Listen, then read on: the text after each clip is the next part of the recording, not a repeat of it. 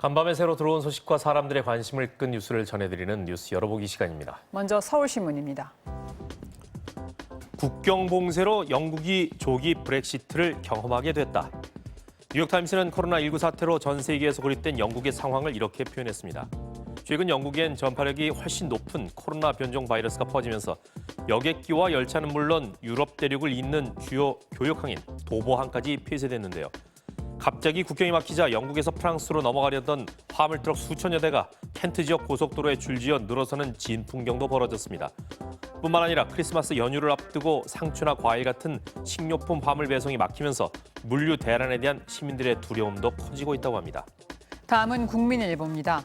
프랑스 정부가 코로나19 백신을 접종하지 않은 사람은 대중교통이나 공공장소 이용을 제한하는 법을 추진해서 논란이 되고 있습니다.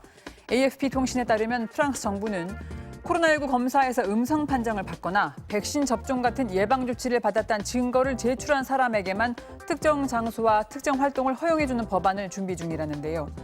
사실상 백신 접종을 의무화해서 프랑스 국민들의 백신 불신을 넘어서려는 정부의 고육책이라는 분석이 나오고 있습니다. 법안 내용이 알려지자 야당을 중심으로 한 정치권은 전체주의적 발상이라면서 강하게 반발했습니다. 다음은 동아일보입니다. 오늘부터 부동산 공시가격 알림이 사이트를 통해서 2021년도 표준지 공시지가 예정액이 공개됩니다. 표준지는 개별 토지의 공시지가를 산정하는 기준이 되는 토지로 52만 필지가 그 대상입니다. 내년 전국 표준지 공시지가가 올해보다 10.37% 오르면서 서울 명동의 한 부지 공시지가는 제곱미터당 약 1억 9천만 원에서 내년에는 2억 650만 원까지 오릅니다. 국토교통부는 다음 달 12일까지 소유주의 의견을 들은 뒤 내년 2월 1일 표준지 공시지가를 확정한다고 밝혔습니다. 세계일보 살펴봅니다. 정부가 자영업자를 포함한 모든 취업자를 보호하기 위해서 2025년까지 전 국민 고용보험 구축을 완료하기로 했습니다.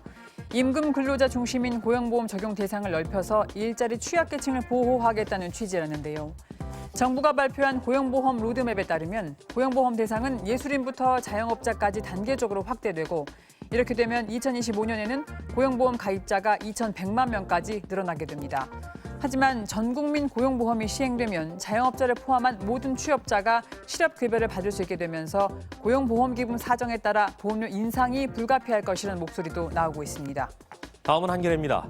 경주 월성원전 부지 지하수가 방사성 물질인 삼중수소로 오염된 사실이 한국수력원자력 자체 조사로 드러났습니다. 삼중수소는 일본 후쿠시마 원전 사고 오염수에 대량 함유돼 논란을 빚고 있는 물질로 인체 유전자 변이를 초래한다고 알려져 있는데요. 유출이 확인된 삼중수소는 원전 부지 경계에 설치된 지하수에서 고농도로 검출됐기 때문에 원전 외부까지 퍼졌을 가능성도 배제할 수 없지만 한국수력원자력은 원자력 안전법상 외부 유출이라고 할 환경 방출로 볼 수 없다면서 대국민 공개 규정을 적용하지 않고 있습니다. 한수원 보고서를 보면 2013년도에도 이번과 비슷한 수준으로 삼중수소가 검출됐고 월성원전은 지하수 오염 가능성을 이르면 2013년부터 인식했을 것으로 보이지만 한수원은 지난해 5월에야 특별팀을 꾸려서 대응에 나섰다고 합니다. 끝으로 노컷 뉴스입니다. 정권의 비판적인 문화예술인 명단인 이른바 블랙리스트를 만들고 명단에 있는 이들을 지원 대상에서 배제하는 정부의 공권력 행사는 헌법에 어긋난다는 헌법재판소의 판단이 나왔습니다.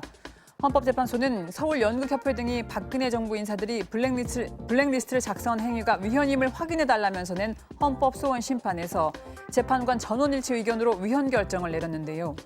헌법재판소는 특히 특정 견해나 이념에 근거한 제한은 가장 심각하고 해로운 표현의 자유 제한이라면서 헌법의 근본 원리에 반한다고 판시했습니다. 지금까지 뉴스 열어보기였습니다.